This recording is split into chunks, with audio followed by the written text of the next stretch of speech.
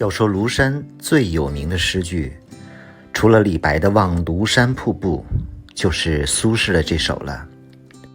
横看成岭侧成峰，远近高低各不同。不识庐山真面目，只缘身在此山中。今天我就带大家走一走苏轼诗句中所说的这里石门涧。今天开始带大家走庐山的西线，这是景区的观光车，先坐观光车直接到最后一站电站大坝。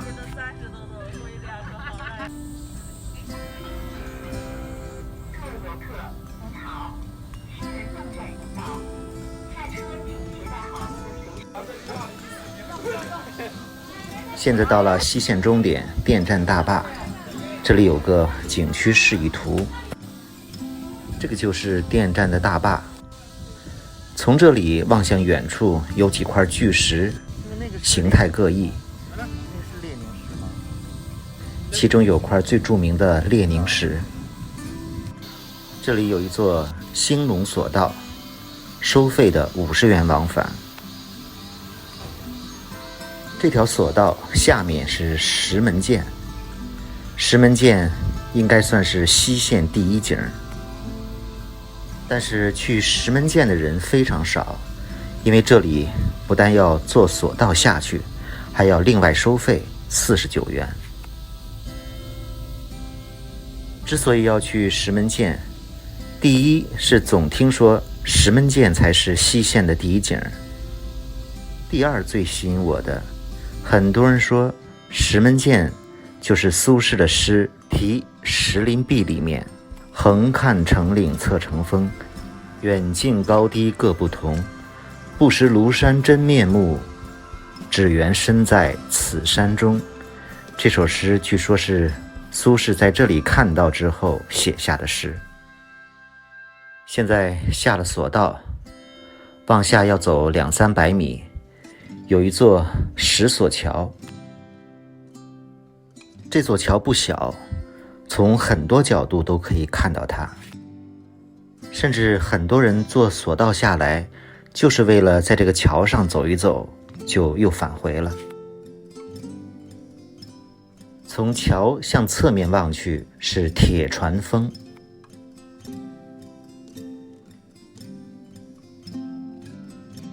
铁船峰也是庐山非常著名的山峰，毛泽东曾在这里拍过照。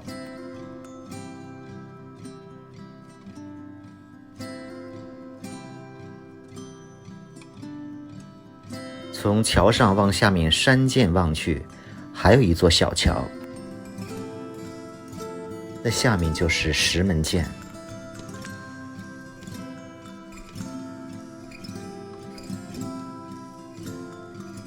可能是收费的索道加上石门涧有收费，所以几乎来庐山的人很少人到石门涧。回到桥边往左走就是石门涧的入口，在这里买票49元。庐山风景区大门票160元，除此以外还有2个地方收门票，其中一个地方就是这个石门涧。石门涧甚至被称为庐山第一景，这里集雄险奇特秀于一身。现在开始往下走，这个放藤椅的地方就是当年毛主席在这里拍庐山照片的地方。这个就是铁船峰，这个山也可以徒步上去的。现在继续往下走，这个就是刚才在索桥上看到的下面小桥。回身看，上面这个就是刚才的石索大桥。这个铁船峰貌似一艘大铁船，相传是飞到这里来的。现在继续往下走，这个石门涧往下的路也非常陡峭，感觉比三叠泉更加累。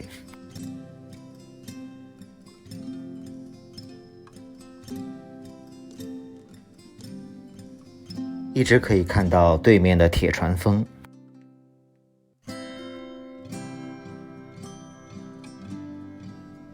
沿途的峭壁上也有很多题词题字。当年徐霞客在庐山待了6天，这个石门涧也是徐霞客到过的地方。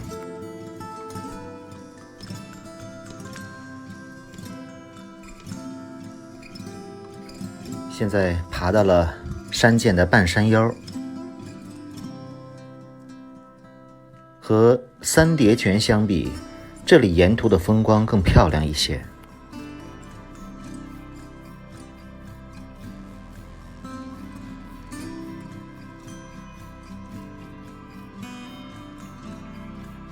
前面亭子里有几个游客，这是路上遇到的第一波游客。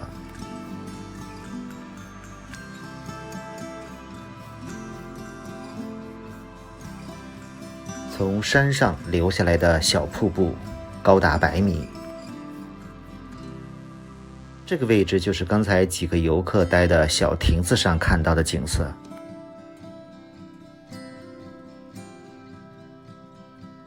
下面看到的就是石门涧的底部，青龙潭。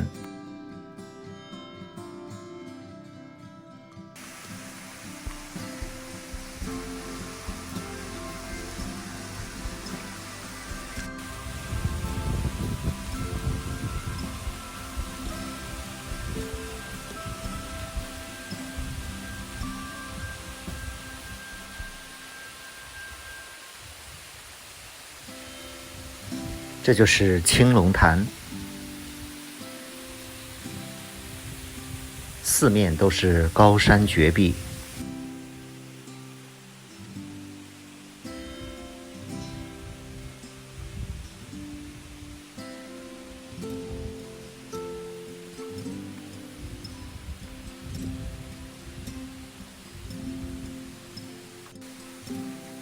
耳边只听得到瀑布的声音。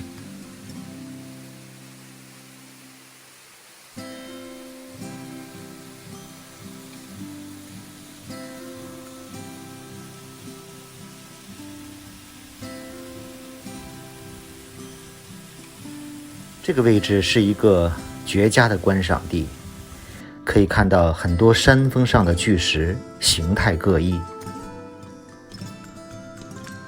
今天没有云雾，否则就可以再现苏轼诗中的“不识庐山真面目，只缘身在此山中”的境界了。从这里可以看到石垒经书、石门大佛、鹰嘴石、陆龟回头、天狗望月等很多巨石。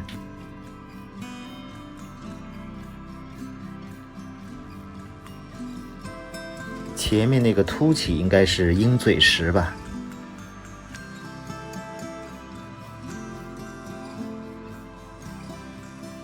上面是经书，还有形似乌龟的巨石。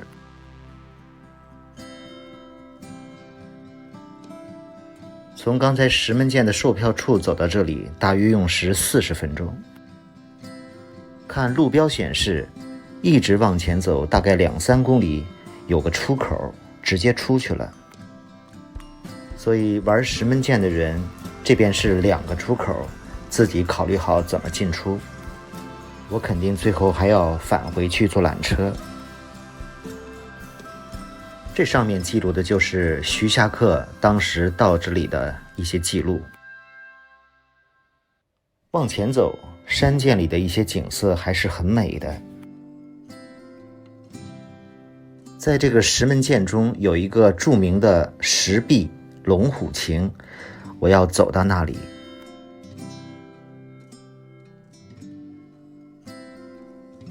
这里真是幽静啊，一个人没有，想问路都问不到。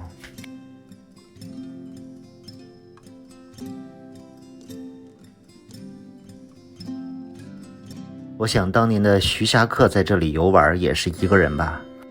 徐霞客在庐山待了6天，我打算待7天。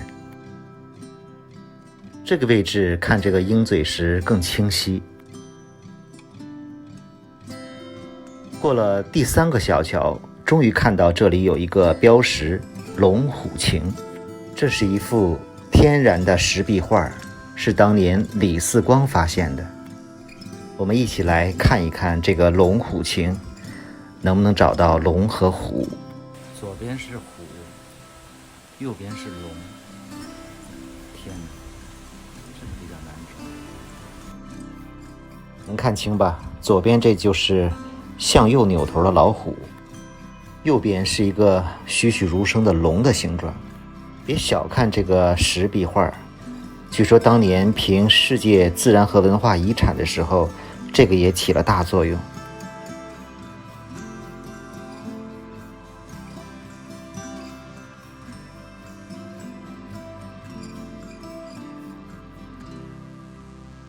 这个旁边还有个什么建筑？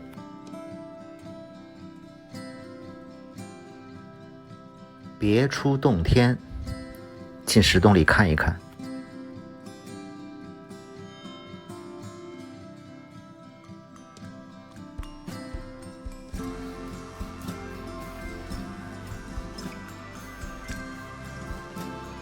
头顶有一个透出光来的小洞。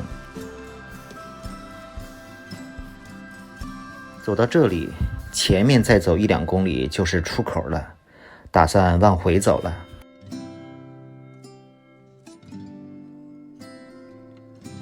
往上还要爬半个多小时。这么美的景色，还是拍个照吧。至此，这个庐山第一景石门涧游览完毕。整个门票49加缆车费50，花费100元。总的来说，这个石门涧景色还可以，爬起来有点累，往返慢慢的玩，大概3个小时。回到铁船峰的时候，在这个拐角遇到了一个熟悉的身影。大家看看他像谁？